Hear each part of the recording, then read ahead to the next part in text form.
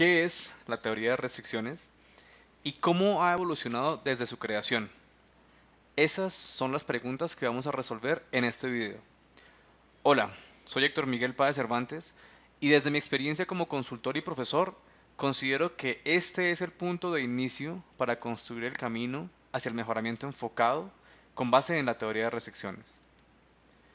Comenzando por su creación, la teoría de restricciones fue desarrollada por el doctor Eliyahu Goldratt, que al terminar sus estudios doctorales en física, se involucró con el mundo empresarial. El doctor Goldratt fue un físico, filósofo, pensador y profesor, pero sobre todo un sacrificador de vacas sagradas. Es decir, no aceptaba como un hecho las creencias existentes, sino que analizaba y cuestionaba los paradigmas fundamentales en los que se basaban los resultados. Al cambiar los paradigmas, también se cambia la forma en que se entienden y administran cualquier organización. Todo ese trabajo lo hacía bajo un enfoque lógico y científico. La obra más popular sobre esta teoría aparece con una novela Desarrollar una fábrica. Este libro relaciona la vida profesional del protagonista con su vida familiar. El nombre del libro es La Meta, y aunque fue escrito hace más de 30 años, los principios contenidos allí siguen siendo vigentes y sigue siendo material obligatorio en cientos de programas de pregrado y posgrado alrededor del mundo. Entre las líneas de sus obras, el Dr. Goldratt mantuvo varios elementos que han sido constantes en todos sus desarrollos. Dichos elementos los conocemos ahora como los pilares de TOC. Estos pilares son la base de la filosofía gerencial de teoría de restricciones y son derivados del enfoque científico que fue la constante en la vida del Dr. Goldratt. El primer pilar es la creencia de la simplicidad inherente. Pese a lo que se puede creer y asumir, este enfoque se basa en las relaciones de causa-efecto y mediante este análisis se supera la percepción de que la realidad es compleja.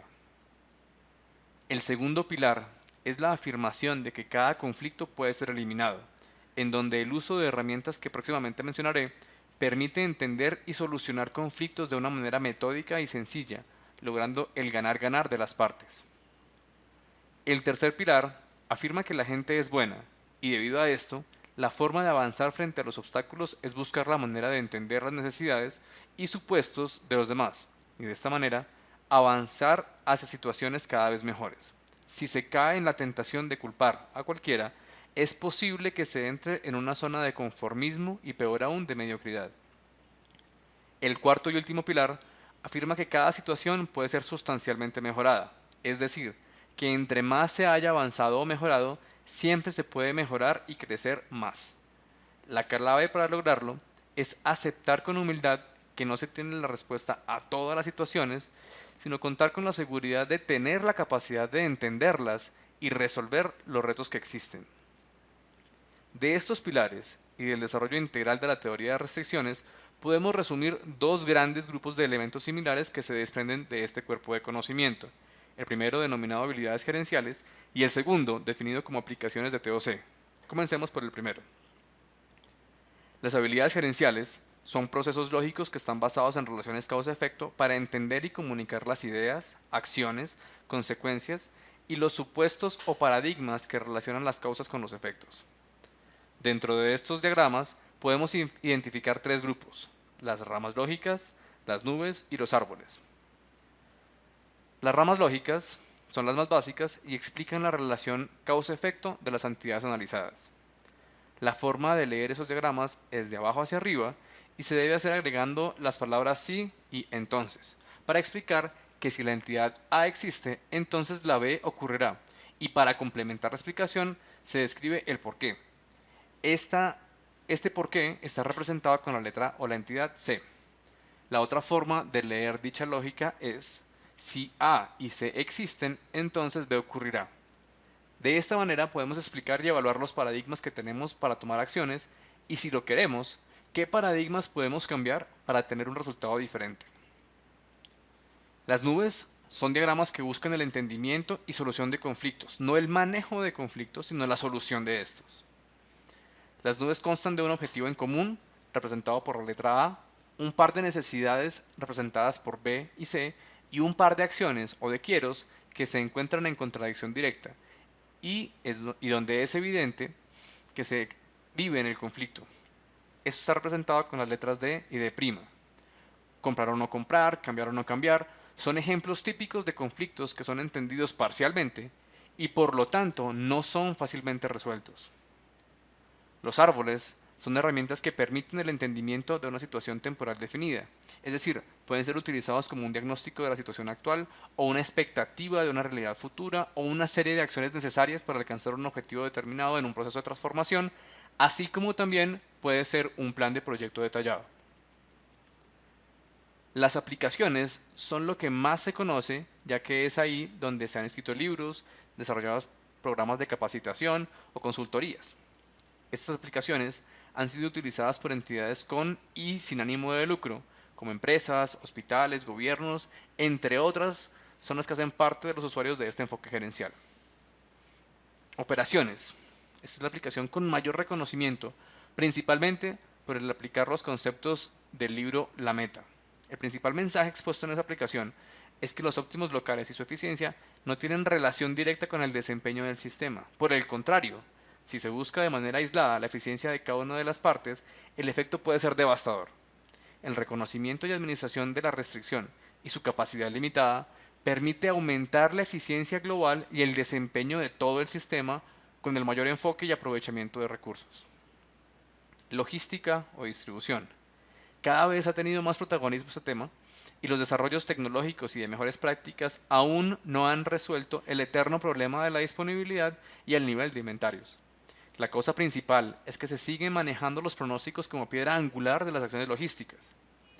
Teniendo en cuenta la incertidumbre y variabilidad de la cadena de suministro, la teoría de restricciones propone reducir al máximo la dependencia en pronósticos y definir un modelo dinámico basado en el consumo real. Proyectos e ingeniería. Esta ha sido una de las aplicaciones que más se ha difundido recientemente, tal vez por el crecimiento de entidades que promueven el tema o por la necesidad inminente de consolidar cada vez más la innovación en las organizaciones, que en últimas vienen siendo unas ideas convertidas en proyectos. El aporte que da TOC en este entorno es el de reemplazar el cumplimiento de cada actividad, que son óptimos locales, por un enfoque integral, que desde la planeación incluye una protección acumulada para el proyecto y no a las actividades de manera aislada. Tanto en la planeación como en la ejecución se ven modificadas, pero la gestión es simplificada y brinda un modelo predictivo de acción anticipada en los proyectos. Mercadeo. Mediante el uso de herramientas lógicas, se construyen ofertas no rechazables al mercado, cuyo riesgo de aceptación sea muy bajo o nulo, y el beneficio a alcanzar sea sin precedentes. La construcción y presentación difiere del enfoque tradicional y mantiene el lineamiento sistémico de teoría de restricciones. Ventas. Pasar de una habilidad individual o de una motivación monetaria se reemplaza con un proceso diseñado y controlado que permite evidenciar los cuellos de botella y cada vez más se aumenta la velocidad en su ejecución. Esto complementa el engranaje de la organización. Indicadores. Los indicadores que plantea la metodología no reemplazan la contabilidad tradicional, pero le da herramientas para la toma de decisiones en las organizaciones. Los óptimos locales se evidencian en los centros de costos y las eficiencias, pero esos dos elementos son insuficientes para ver el impacto global de los sistemas. Los indicadores de TOC son simples, integrales y permiten ver una realidad llena de oportunidades y crecimiento a quien los adopta. La estrategia y táctica fue uno de los temas más recientes e impactantes dentro del desarrollo profesional del Dr. Goldratt. Pasar de entender o de clasificar una acción como estratégica y otra diferente como táctica, así como la línea que limita a una de otra, fue lo que llevó al Dr. Goldratt a definir una manera distinta de entender y explicar esos conceptos. Es decir, el conocimiento tradicional presenta un esquema así: hay dos niveles o decisiones o acciones en las empresas y unos son más importantes que otros. El planteamiento de TOC, que es representar donde cada acción tiene contenida un objetivo, que es la estrategia, y la acción para ejecutar, que es la táctica. De esta manera, podemos entender el para qué hacemos la acción o estrategia, cómo la desarrollamos, la táctica, y las razones por las cuales afirmamos que esa acción cumplirá lo que esperamos, los supuestos. Todo esto se replica en cada uno de los niveles de la organización, desde el nivel gerencial hasta el operativo. Así que la ejecución está no solo alineada, sino explicada de manera clara y objetiva. El resultado estimado de aplicar el cuerpo de conocimiento de la teoría de restricciones es convertir a cualquier sistema, cualquier empresa, en uno que se clasifique como siempre próspero, el cual contenga los tres elementos necesarios para hacerlo, es decir, que sea estable, en armonía y en crecimiento sostenible. Con esto termino este resumen, que deja muchos detalles por fuera, pero que a grosso modo presenta una teoría que hoy en día es un modelo de gestión gerencial basado en el enfoque científico y que se caracteriza por estar en permanente desarrollo y evolución. Los espero en un próximo video en donde detallaremos algunos aspectos puntuales de esta metodología. Muchas gracias.